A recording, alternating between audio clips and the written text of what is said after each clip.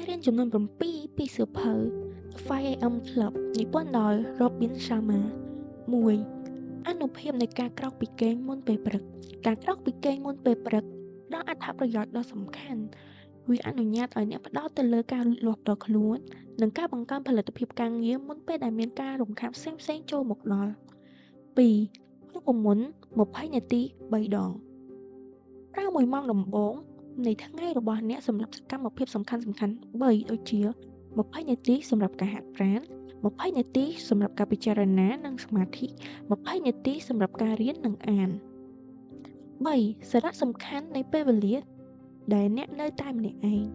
ចំណាយពេលនៅតែម្នាក់ឯងដើម្បីស្វែងយល់អំពីខ្លួនអ្នកឲ្យកាន់តែច្បាស់ពិចារណាអំពីគោលដៅរបស់អ្នកនិងធ្វើឲ្យចិត្តរបស់អ្នកបានស្រស់ថ្លា 4.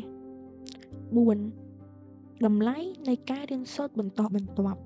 ប្តេជ្ញាចិត្តក្នុងការរៀនសូត្រពេញមួយជីវិតដូចជាការអានសៀវភៅចូលរួមវគ្គសិក្សា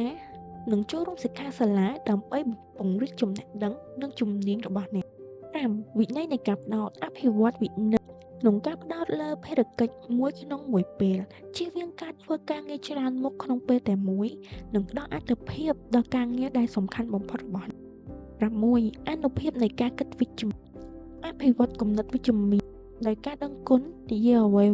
វិជ្ជមានដល់ខ្លួនអ្នកនិងស្រមៃឃើញលទ្ធផលល្អការគិតវិជ្ជមាននាំមកនូវផលវិជ្ជមាន 7. សារៈសំខាន់នៃសុខភាពផ្ដល់អាទិភាពដល់ការថែទាំសុខភាពរាងកាយតាមរយៈការហាត់ប្រាណទៀងទាត់និងផ្ដល់អាហារូបត្ថម្ភរាងកាយមាំមួនជួយឲ្យចិត្តយើងមាំមួន